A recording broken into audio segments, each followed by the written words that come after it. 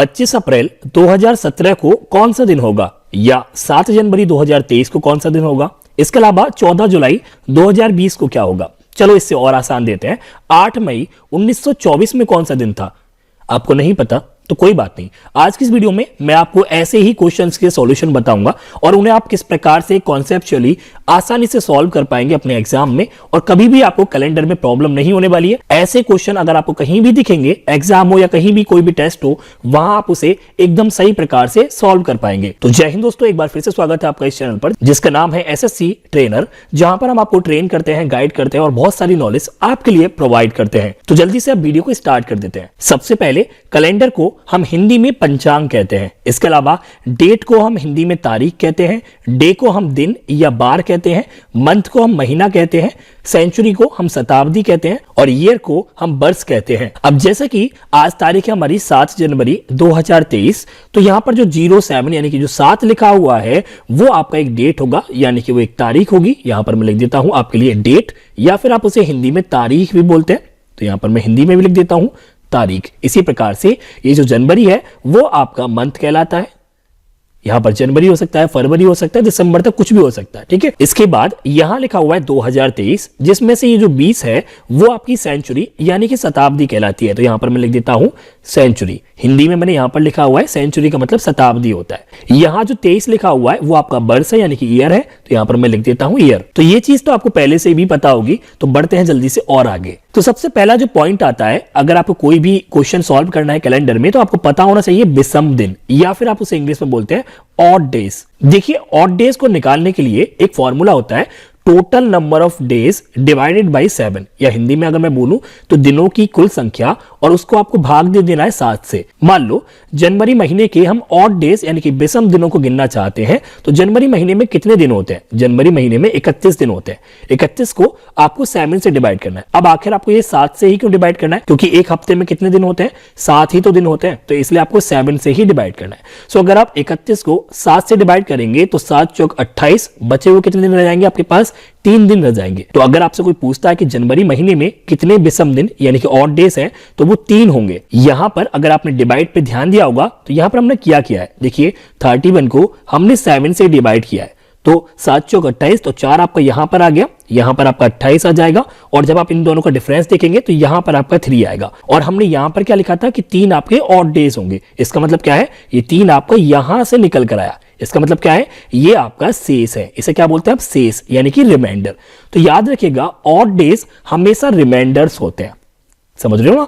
Odd days हमेशा reminder होंगे। जैसे कि मान लो अगर हम फरवरी की बात कर रहे हैं, और फरवरी में मान लो अभी आपके पास 28 दिन है, 28 या 29 दिन होते हैं ना, तो अभी मान लो 28 दिन है, तो आपको ऑड डेज निकालने के लिए इसको 7 से डिवाइड करना होगा। तो 7 चौक 28, अब ये पूरा चला गया तो आपका रिमाइंडर कुछ भी नहीं बचा। आपका रिमाइंडर क्या बचा, 0। तो इसीलिए फरवरी में अगर 28 दिन है तो आपके पास ऑड डेज कितने होंगे, 0 होंगे। इसी प्रकार मान लो अगर आप मार्च की बात करने लगे, कोई आपसे पूछता है कि भैया मार्च में कितने ऑड डेज होंगे, तो वो भी आप बता सकते हो। मार्च में आपके दिन होते हैं 31, आप 7 से डिवाइड करेंगे, 7 चौक 28, बचा क्या, 3 बचा। तो जो बचेगा, जो शेष होगा, जो रिमाइंडर होगा, वही आपका ऑड डेज कहलाता है। इसके अलावा ये जो 3 हमारे पास निकल कर आए, इसे हम इस प्रकार भी लिख सकते हैं कि रिमाइंडर के लिए हम लिख देंगे R इस प्रकार से, और जितने दिन आपके आए इसके हम कोष्टक में इस प्रकार से लिख देंगे। सो जहां पर भी अब आपको आगे R लिखी हुई मिलेगी इस प्रकार से, उसका मतलब क्या होगा, रिमाइंडर यानी कि शेष या फिर शेषफल। इसी प्रकार से आप ऑड डेज इन सेंचुरी भी पता कर सकते हैं, यानी कि शताब्दी में कितने विषम दिन होंगे वो भी पता कर सकते हैं। बस उसका फॉर्मूला होगा आपका सेंचुरी डिवाइडेड बाय 400, या फिर शताब्दी का आपको 400 में भाग देना होगा। क्लियर है। तो सेंचुरी क्या होती है पहले आप ये समझ लो। मान लो आपके पास लिखा हुआ है 1775 इस प्रकार से, तो यहाँ पर 17 जो है वो आपका सेंचुरी है, 75 जो है वो आपका ईयर है यानी कि वर्ष है। अब यहाँ जो 17 है इस प्रकार से ये एक सेंचुरी है, लेकिन आपको पता होगा सेंचुरी का मतलब होता है शतक यानी कि 100। तो यहाँ पर 17 नहीं है बल्कि वो 1700 है असलियत में। तो सेंचुरी का मतलब अपने आप में ही 100 होता है, तो यहाँ पर 1700 है। तो 1700 को अगर आप 400 से भाग देंगे तो यहाँ पर पूरा नहीं जाएगा, आपका 100 जो है वो रिमाइंडर आएगा। ठीक है, तो रिमाइंडर को हम किस प्रकार से लिखेंगे, R बनाएंगे, और रिमाइंडर को हम इस प्रकार से 100 लिख देंगे। सो अगर आपके पास 100 रिमाइंडर आता है निकलकर, तो आपके उस सेंचुरी में 5 ऑड दिन होंगे। इस प्रकार से यहाँ पर मैंने लिखे हुए हैं। मान लो आपके पास 1600 सेंचुरी है और उसके कितने विषम दिन होंगे ये आपको पता करना है, तो आपको 400 से भाग देना होगा। तो 400 का अगर आप 1600 में भाग देंगे तो वो 4 बार पूरा पूरा चला जाएगा, तो आपके पास जो रिमाइंडर आएगा ना वो बिल्कुल नहीं आएगा, यानी कि वो 0 हो जाएगा। तो अगर आपके पास रिमाइंडर 0 होता है तो उस सेंचुरी में एक भी ऑड दिन नहीं होता है, यानी कि वो 0 ऑड दिन होता है। इसी प्रकार से मान लो आपके पास 1900 सेंचुरी है, उसको भी आप 400 से भाग देंगे तो आपके पास 300 शेष निकल कर आएगा। सो अगर आपके पास रिमाइंडर 300 आता है तो उस सेंचुरी में आपके पास एक ऑड दिन होगा। इस प्रकार से कहने का सीधा सीधा मतलब है कि आपके पास जो भी सेंचुरी हो उसमें आप 400 से भाग दीजिए और जितना भी आपके पास शेष निकल कर आता है उसकी मदद से, यहां पर मैंने 4 शेष लिखे हुए हैं आपके लिए, 100, 200, 300। अगर आपके पास शेष 100 निकल कर आता है तो 5 विषम दिन होंगे, 5 ऑड डेज होंगे। इसी प्रकार से अगर आपके पास 200 शेष निकल कर आता है, रिमाइंडर बचता है, तो आपके पास 3 ऑड डेज होंगे। इसी प्रकार अगर आपके पास 300 रिमाइंडर निकल कर आता है तो आपके पास 1 ऑड डेज होगा, यानी कि एक ही विषम दिन होगा। अगर आपके पास कुछ भी रिमाइंडर नहीं बचता है तो आपके पास कुछ भी ऑड डेज भी नहीं होंगे। तो ये 4 लाइनों को आपको याद कर लेना है, आगे वाले क्वेश्चन इन्हीं से सॉल्व होंगे। बढ़ते हैं अब आगे। ओके, सो ऑड डेज हमने सेंचुरी में पता कर लिए।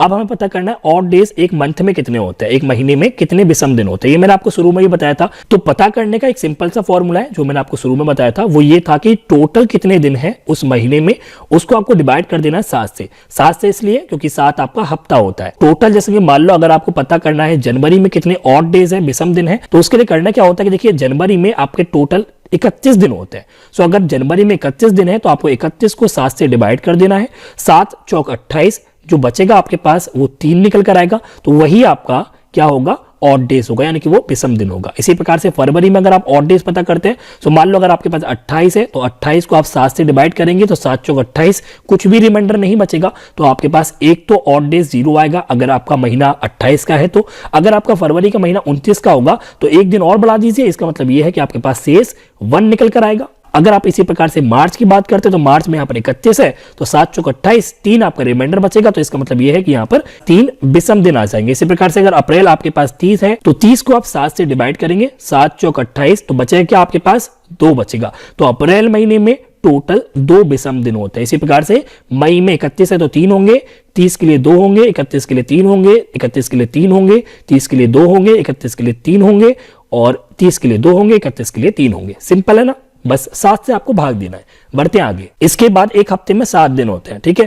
तो 7 दिन का मतलब यह है कि 7 ऑड डेज, 7 विषम दिन। उनको आपको किस प्रकार से याद रखना है वो आप याद रखिए। देखिए कहीं पर भी 1 की बात हो रही होगी तो उसका मतलब मंडे होगा, ठीक है। कहीं पर भी 2 की बात हो रही होगी तो मंगलवार होगा, 3 की बात होगी तो बुध होगा, 4 की बात होगी तो गुरु होगा, 5 की बात होगी तो शुक्र होगा, 6 की बात होगी तो शनि होगा, लेकिन संडे पर 7 नहीं होगा बल्कि 0 होगा। बस आपको इतना याद रखना है। ये 7 दिन आप याद रख लीजिए। संडे के लिए 0 होगा, बाकी सोमवार से शनिवार तक 1 से लेकर 6 होगा। बस इतना आप याद रखिए। बढ़ते हैं आगे। इसके बाद हमें पता करना है कि लीप वर्ष में कितने विषम दिन होंगे, यानी कि odd days in leap year. देखिए लीप ईयर क्या है वो आप समझ लीजिए। देखिए वैसे तो आपका जो एक साल है उसमें 365 दिन होते हैं, लेकिन 4 साल में एक बार आपका एक लीप ईयर भी आता है। उस दिन क्या होता है, उस साल क्या होता है कि एक दिन आपका जुड़ जाता है। तो जब भी लीप ईयर होता है तो आपके टोटल जो दिन होते हैं पूरी साल में वो 366 होते हैं। यहां पर जो एक दिन जुड़ गया है वो असलियत में फरवरी में ऐड होता है, यानी कि फरवरी में 28 की जगह एक दिन जुड़कर 29 दिन हो जाते हैं। क्लियर है। तो जब भी लीप ईयर की बात होगी तो फरवरी में 29 दिन माने जाएंगे। देखिए मान लीजिए आपके पास लिखा हुआ है 2017, ये आपके पास लिखा हुआ है 2016, ये आपके पास लिखा हुआ है 2020। तो आप कैसे पता करेंगे कि कौन सी साल आपकी लीप ईयर है और कौन सी साल आपकी लीप ईयर नहीं है। तो सिंपल तरीका ये है, साल को पता करने का लीप ईयर के लिए आप लास्ट वाले दोनों अंकों को उठा लो। जैसे कि यहाँ पर 17 है, 17 को आप 4 से डिवाइड कर दो, तो 4 से 17 पूरा पूरा जाएगा क्या, बिल्कुल नहीं जाएगा, एक आपका शेष बचेगा, है ना। इसी प्रकार से यहां पर 16 है, 16 को आप उठा लो, यहां लिख दो। 16 को भी आप 4 से ही डिवाइड करेंगे, तो 16 को अगर आप 4 से डिवाइड करेंगे तो वो पूरा जाएगा, शेष आपके पास 0 बचेगा। इसी प्रकार से यहां पर आपके पास 20 है, 20 को अगर आप 4 से डिवाइड करेंगे तो वो पूरा जाएगा 5 बार, तो आपके पास शेष में 0 ही बचेगा। तो देखिए जब भी अगर आपके पास 0 निकल कर आता है शेष में, तो इसका मतलब यह है कि वो जो साल है वो आपके लीप ईयर है। और जब भी 0 के अलावा कुछ और आता है तो इसका मतलब क्या है, वो ऑर्डिनरी ईयर्स है, यानी कि वो लीप ईयर नहीं है। क्लियर है? तो ऐसे साल जिनको आप अगर 4 से भाग दें और शेष में अगर आपके पास 0 निकल कर आए तो इसका मतलब क्या है, वो एक लीप ईयर है। और लीप ईयर में फरवरी हमेशा 29 दिन का होता है। इसके बाद अब हमें ये पता करना है कि एक लीप ईयर में, मान लो आपके पास एक लीप ईयर है 2020, उसके अंदर कितने ऑड दिन होंगे, ठीक है, कितने विषम दिन होंगे। तो देखिए यहां पर बात हो रही है एक लीप ईयर की, तो एक लीप ईयर में कितने दिन होते हैं टोटल, 366 होते हैं, एक दिन बढ़ जाता है लीप ईयर में। क्लियर है? अब आपको पता है कि ऑड दिन निकालने के लिए, विषम दिन निकालने के लिए आपको 7 से भाग देना होता है। तो अगर आप 7 से भाग दे देंगे तो आपके पास 2 शेष बचेगा। यहां पर याद रखिएगा ये जो 2 है ये असलियत में एक रिमाइंडर है, यानी कि वो शेष फल है। सो आपके पास 2 निकल कर आएगा। इसका मतलब क्या है कि एक लीप ईयर में 2 दिन ऑड होते हैं। इसी प्रकार से अगर हम बात करते हैं ऑर्डिनरी ईयर की, यानी कि एक साधारण वर्ष की, जो कि आपका लीप ईयर नहीं होगा, जैसे कि 2017 नहीं होगा, 2015 नहीं होगा, क्योंकि ये 4 से नहीं जा सकते ना पूरा पूरा डिवाइड। 17 को अगर आप 4 से डिवाइड करेंगे तो शेष बच जाएगा। इसी प्रकार से 15 को अगर आप 4 से डिवाइड करेंगे तो आपके पास 3 बच जाएगा। इस प्रकार से ना, तो आपके पास 0 नहीं आ रहा है। तो इसका मतलब क्या है कि ये वाले जो साल हैं 2017, 2015, 2013, ये आपके लीप ईयर नहीं है। और जब ये लीप ईयर नहीं होंगे तो इसका मतलब ये होगा कि पूरे साल में टोटल 365 दिन होंगे और फरवरी का जो महीना होगा उसमें टोटल 28 दिन होंगे। क्लियर है? सो अगर आपको यह पता करना हो कि एक साधारण वर्ष में कितने विषम दिन होते हैं तो उसके लिए आपको 365 को 7 से भाग देना होगा। आपके पास एक शेष फल निकल कर आएगा। यहां पर मैं लिख देता हूं R1। इसका मतलब यह होगा कि अगर एक साल नॉर्मल है, साधारण वर्ष है, जैसे कि 2017 है, 15 है, 13 है, 19 है, उसमें हमेशा आपके ऑड डेज 1 ही होंगे। क्लियर है? उसमें हमेशा आपके ऑड डेज 1 ही होंगे। ओके, सो अब बारी है जो कुछ भी हमने सीखा है उसको इंप्लीमेंट करने की। तो यहां पर हमारे पास टोटल 5 क्वेश्चन है, एक एक करके हम इनको समझेंगे। देखिए पहला जो क्वेश्चन होगा इसमें थोड़ा सा समय लगेगा, इसको आपको मैं समझाऊंगा कॉन्सेप्ट से। उसके बाद दूसरे में थोड़ा कम लगेगा, तीसरे में और कम लगेगा, चौथे में और कम और पांचवें में और भी कम लगेगा। यानी कि पहले क्वेश्चन को आप पहले थोड़ा और ध्यान से समझिएगा, बाकी तो आप ऑटोमेटिक कर ही देंगे। तो बढ़ते अपने पहले क्वेश्चन की ओर। सो यहां पर 25 अप्रैल 2017 की बात हो रही है, तो इसमें से आप एक कम कर दो। तो फिलहाल हम सबसे पहले किसकी बात करेंगे, 2016 की बात करेंगे। अब सबसे पहले आपको 2016 में ऑड डेज को निकालना होगा। तो यहां पर मैं लिख देता हूं ऑड डेज इन 2016। ठीक है, विषम दिन 2016 में कितने हैं वो आपको निकालना होगा। अब यहां पर आपको पता है कि अगर हम लिख रहे हैं 2016 तो इसका मतलब यह है कि जो 20 है वो तो आपकी सेंचुरी है, सेंचुरी इस प्रकार से, और जो 16 है वो क्या है, आपका ईयर है। क्लियर है? तो सेंचुरी में अगर आपको ऑड डेज निकालने हैं तो किस प्रकार से निकालते थे, 400 से भाग देते थे। तो अगर आप 400 से 2000 में भाग देंगे तो वो 5 बार चला जाएगा, लेकिन शेष फल आपका 0 ही आएगा। ठीक है, और मैंने आपको क्या बताया था कि अगर आपके पास एक सेंचुरी में अगर आप ऑड डेज निकाल लें और रिमाइंडर में आपके पास मान लो 100 निकल कर आता है तो आपके पास 5 ऑड डेज होंगे। अगर आपके पास रिमाइंडर 200 निकल कर आता है तो आपके पास 3 ऑड डेज होंगे। अगर आपके पास रिमाइंडर 300 निकल कर आता है तो आपके पास एक ही ऑड दिन होगा। अगर आपके पास रिमाइंडर 0 निकल कर आता है तो आपके पास 0 ही ऑड डेज होंगे। तो यहां पर आपका रिमाइंडर 0 निकल कर आया है तो इसका मतलब यह है कि आपके पास 0 ही ऑड दिन होंगे। इसके बाद देखिए यहां पर अभी सेंचुरी की बात होगी। एक सेंचुरी जो कि 2000 सेंचुरी थी उसमें कितने विषम दिन होंगे, 0 विषम दिन होंगे। ये बात क्लियर होगी। अब बात होती है साल की। यहां पर कितने साल बचे हमारे पास, 16 साल बचे। तो भैया देखो हर साल में कितने आपके ऑड दिन होते हैं, हर साल में आपका एक ऑड दिन होता है, बशर्ते वो लीप ईयर ना हो। अगर वो लीप ईयर होगा तो उसमें आपके 2 ऑड दिन होंगे। क्लियर है? तो अभी हम क्या करते हैं कि देखिए 16 साल आपके पास है और हर साल में कम से कम एक तो ऑड दिन होता ही है। तो इसका मतलब क्या है कि आपके पास 16 तो ऑड दिन आ ही जाएंगे। ठीक है, इसके अलावा अब आपको यह पता करना है कि इन 16 सालों में कितने लीप ईयर आते हैं। ठीक है, ऐसा भी तो होगा ना, 16 साल में लीप ईयर भी आए होंगे क्योंकि 4 साल में एक लीप ईयर आता ही आता है। तो आपको ये पता करना है। तो पता करने का तरीका आपको पता है, 16 को आपको 4 से भाग दे देना है। लीप ईयर पता करने के लिए आपको 4 से भाग देना होता है। तो 4 चौक 16 इस प्रकार से, और यहां पर रिमाइंडर 0 आया। याद रखिएगा यहां पर अभी हम क्या पता कर रहे हैं, यहां पर अभी हम पता कर रहे हैं लीप ईयर, ना कि ऑड दिन। अगर हम ऑड दिन पता करते तो हम इस वाले रिमाइंडर को देखते, और अगर हम लीप की बात कर रहे हैं तो आप यहां पर ध्यान देंगे। ठीक है, तो यहां पर आपको कितना निकल कर आया, 4 निकल कर आया। इस प्रकार से आप यहां पर 4 को ऐड कर दीजिए। अब एक बार मैं इसको रिवाइज कर देता हूं।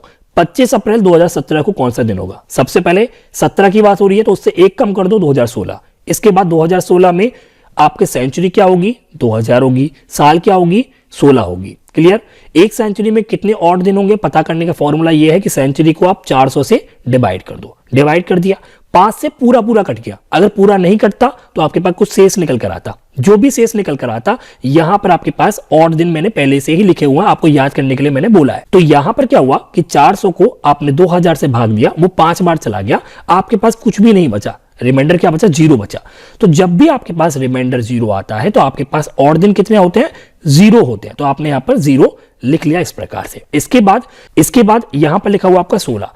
सिंपली आप कुछ मत सोचो, इस 16 को उठा के यहां लिख दो। अब आपको यह पता करना है कि इन 16 सालों में आखिर कितनी बार आपके लीप ईयर आए हैं। तो उसको पता करने के लिए आपको 16 को 4 से भाग देना होगा, और जितनी बार आपका भाग जाएगा, जैसे यहां पर 4 से गया, उसको आप उठा के यहां लिख देंगे। अब आप इसको ऐड कर दीजिए, 16 4 20। तो अब आप इस 20 को होल्ड करके चलिए। इसके बाद अगला स्टेप क्या है वो आप समझिए। देखिए, सबसे पहला स्टेप ये था कि एक साल को कम कर देना है और उसके ऑड दिन को पता करना है 2016 के। अब 2017 के पता करना है। क्लियर है? तो 2017 में कितने ऑड दिन होंगे ये आपको पता करना है। तो यहां पर मैं लिख देता हूं ऑड डेज। अभी जो आपके पास साल चल रही है इस क्वेश्चन के हिसाब से वो है 2017, तो उसमें कितने ऑड दिन होंगे ये आपको पता करना है। देखिए, यहां पर 2017 आपकी पूरी तरीके से कंप्लीट नहीं हुई है, तो उसको आप इस प्रकार से सॉल्व नहीं कर सकते। वहां पर सिर्फ आपको 25 अप्रैल तक ही जाना है, तो वो आपको सिंपल है करना। देखिए क्या, सबसे पहले आपको लिखना है जनवरी, फिर प्लस लिख दीजिए, फिर फरवरी, फिर मार्च आता है, फिर आपका अप्रैल आता है। क्लियर है? अब मैंने आपको पीछे बताया जनवरी में आपके कितने ऑड दिन होते हैं? 3 दिन होते हैं। अब फरवरी में आपके कितने ऑड दिन होंगे? अब यहां पर फरवरी डिपेंड करता है कि जो आपकी ईयर है, जो आपकी साल है, जैसे कि यहां पर 2017 है, क्या वो लीप ईयर है? अगर वो लीप ईयर है तो फरवरी में आपका एक ऑड दिन होगा। अगर वो लीप ईयर नहीं है तो फरवरी में आपका एक भी ऑड दिन नहीं होगा, यानी कि वो 0 होगा। तो अगर आप यहां पर ध्यान देंगे, 2017 को अगर आप 4 से डिवाइड करेंगे तो आपके पास रिमाइंडर 1 निकल कर आएगा, 0 नहीं निकल कर आया। तो इसका मतलब ये है कि ये एक लीप ईयर नहीं है। तो अगर ये लीप ईयर नहीं है तो फरवरी में आपके 0 ऑड दिन होंगे। इसी प्रकार से मार्च 31 दिन का होता है, तो मार्च में आपके 3 ऑड दिन होंगे। बचा आपका अप्रैल। तो अप्रैल आपका क्वेश्चन में पूछा जा रहा है, तो क्वेश्चन में जो भी पूछा जाएगा उसकी डेट लिख दीजिए। 25 अप्रैल पूछा गया है तो यहां पर आप 25 लिख दीजिए, सिंपल। अब इनको आप जोड़ दीजिए, 3 3 6 और 25 आपका हुआ टोटल 31। अब करना क्या है वो आप देखिए, बहुत सिंपल है, करना कुछ नहीं है। इस 20 को और इस 31 को, इन दोनों को आप जोड़ दीजिए। तो यहां पर मैं लिख देता हूं 20 प्लस 31 और डिवाइड कर दीजिए आप 7 से। क्लियर है? तो 20 और 31 हुआ आपका 51, डिवाइड कर दीजिए आप 7 से। तो 7 7 49, बचा आपके पास क्या रिमाइंडर? बचा क्या शेष? आपका 2 बचा। और मैंने आपको दिन बताए थे कि अगर 1 आता है तो इसका मतलब क्या होगा? मंडे होगा, सोमवार होगा। 2 आता है तो इसका मतलब क्या होगा? ट्यूसडे होगा, यानी कि मंगलवार होगा। तो यहां पर क्या निकल कर आया? 2 निकल कर आया। तो इसका मतलब यह है कि 25 अप्रैल 2017 को दिन मंगलवार होगा। अभी आपको ये बहुत बड़ा लग रहा होगा क्योंकि मैंने अभी आपको ये समझाया है। अगले क्वेश्चन को हम बहुत जल्दी सॉल्व करेंगे, तो चलते हैं अपने अगले क्वेश्चन की ओर। अब देखिए यहां पर 7 जनवरी 2023 को कौन सा दिन होगा? सबसे पहले एक दिन कम कर दीजिए, यानी कि 2022। अब 2022 में 2000 तो आपकी सेंचुरी होगी। क्लियर है? 2000 सेंचुरी को आपको 400 से भाग दे देना होगा ऑड डेज निकालने के लिए। तो आप जब भाग देंगे तो ये 5 बार पूरा पूरा चला जाएगा, आपके पास रिमाइंडर क्या बच के आएगा? रिमाइंडर आपके पास 0 आएगा। और मैंने आपको बताया हुआ है सेंचुरी में कि अगर आपके पास रिमाइंडर 100 आता है तो 5 ऑड दिन होते हैं। 200 रिमाइंडर निकल कर आता है तो आपके पास ऑड दिन 3 होते हैं।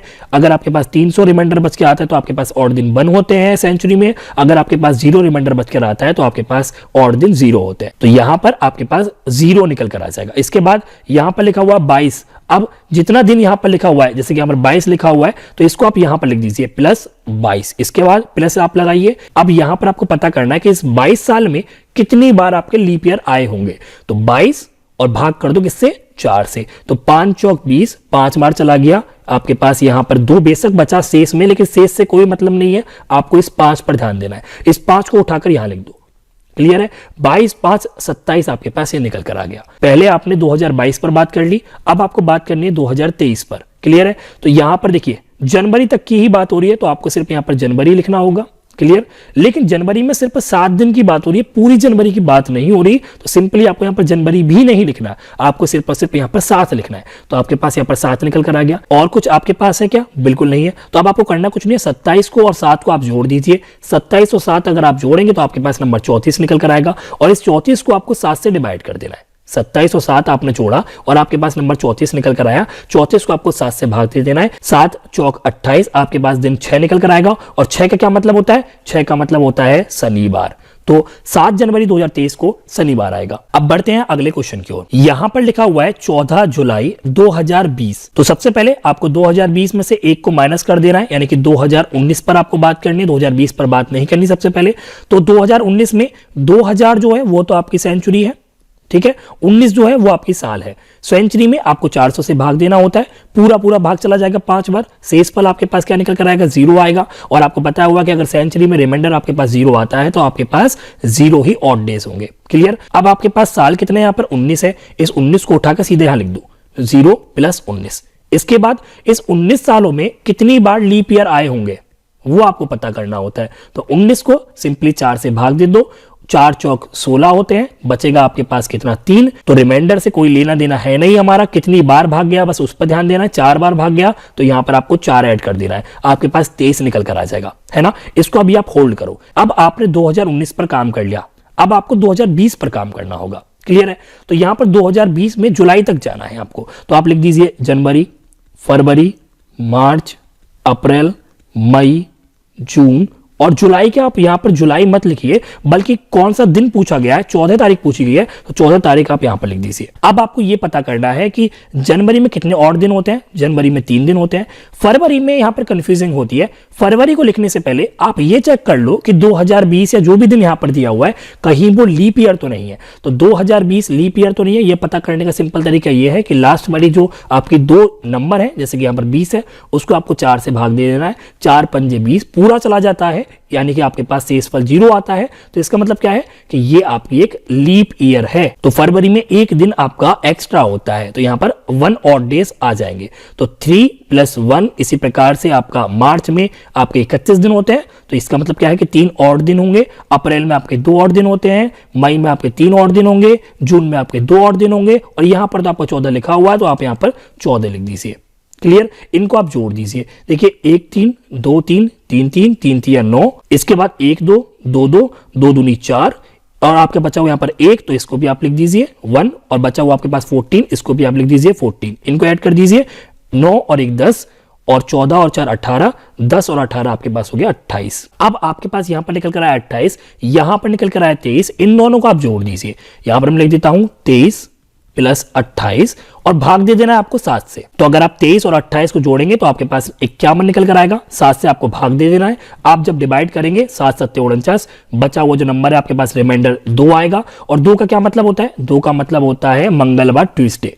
तो यानी कि 14 जुलाई 2020 को ट्यूसडे यानी कि मंगलवार होगा। यहां पर अब हम बात कर लेते हैं 1900 शताब्दी की। 8 मई 1924 में कौन सा दिन था? तो बहुत सिंपल है मेरे भाई, 1924 की बात हो रही है, एक साल को कम कर लो, 1923 में 1900 आपका क्या है? सेंचुरी है। उसको आपको 400 से भाग देना होगा। अगर आप 1900 को 400 से भाग देंगे, 4 चौक 16 होता है, यानी कि 1600। आपके यहां पर 300 एक्स्ट्रा है, तो 300 आपके रिमाइंडर हो गए।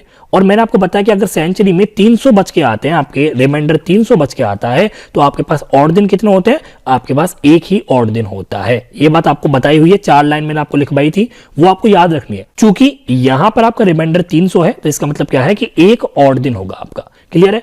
अब यहां पर बात किसकी हो रही है? 23 की बात हो रही है। इस 23 को उठा के सीधे यहां लिख दो, +23। अब ये जो 23 है, इस 23 में कितनी बार आपके लीप ईयर आए होंगे वो आपको पता करना है। तो उसके लिए कुछ नहीं करना, 4 से आपको 23 में भाग दे देना है।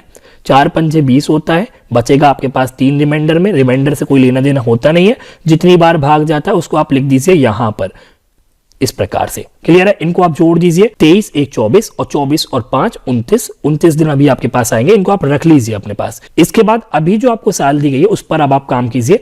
यहां पर आपको मई तक जाना है, तो लिख दीजिए जनवरी, फरवरी, मार्च, अप्रैल, मई, इस प्रकार से। जनवरी में 31 दिन होते हैं। 31 को जब आप 7 से भाग करेंगे, 7 चौक 28, और दिन जो होंगे वो आपको 3 होंगे। क्लियर है? तो यहां पर आपके जनवरी में 3 और दिन होंगे। लेकिन फरवरी में क्या है कि फरवरी में आपको देखना होगा कि साल जो है 24, जैसा कि यहां पर लिखा हुआ है, कहीं वो आपका एक लीप ईयर तो नहीं है। तो 1924 आपको चेक करने के लिए आपके पास है 24। इस 24 को 4 से भाग कर दो। ठीक है?